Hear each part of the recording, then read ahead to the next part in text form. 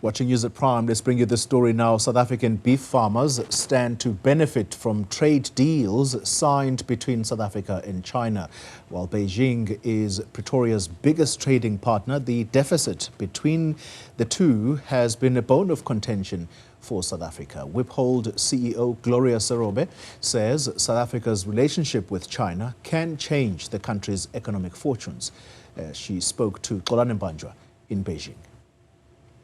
There is a lot that is expected in the outcomes of the South Africa-China Presidential Business Forum in Beijing, China, following the state visit by Cyril Ramaphosa, the President of South Africa, to President Xi Jinping ahead of that forum on China-Africa Cooperation Summit that will have other heads of state there. I'm being joined now by Gloria Serobe, needs no introduction in South African business. Thank you very much for joining us here on Newzroom Afrika.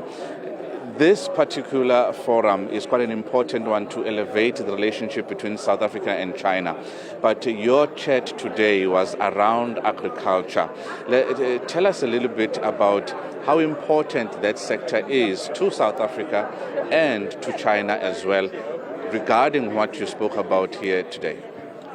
So China imports a lot of agricultural products. They are the leader in the world in terms of global imports.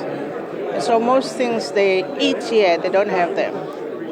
And so about $200 billion a year that they do on imports. And South Africa is a tiny, tiny piece of this, like 0.4% of that. So for us, the important thing is to increase that percentage of how much China imports from us. The market is wide open.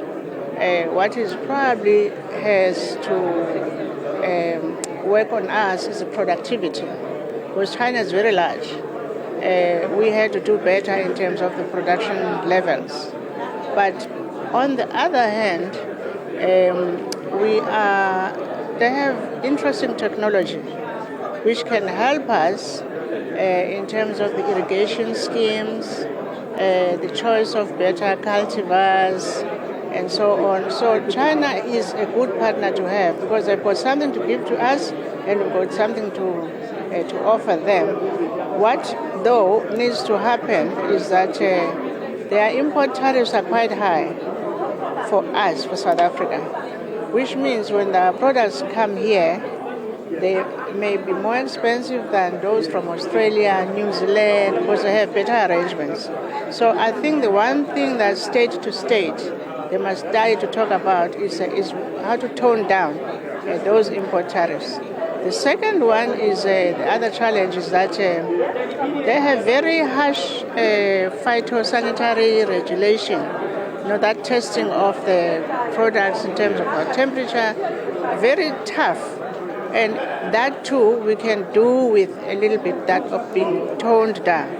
If we can get away with that, we are good to go because we have a lot of land arable and underutilized.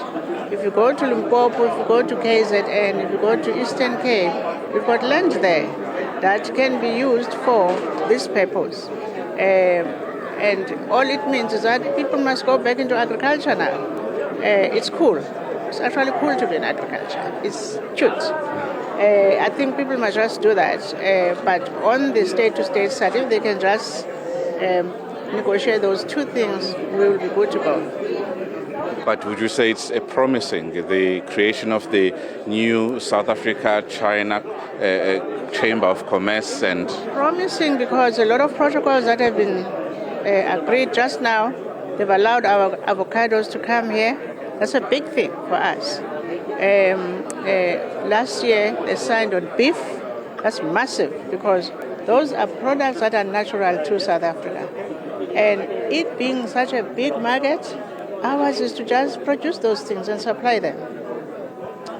Mama, thank you very much for your time. Gloria Serobe, quite an important player in the South African investment space, saying that there are trade impediments that need to be removed in the agricultural side, but it is an important one for South Africa in elevating that particular relationship. For Newzroom Afrika on Channel 405, I'm Xolani Mbanjwa in Beijing, China.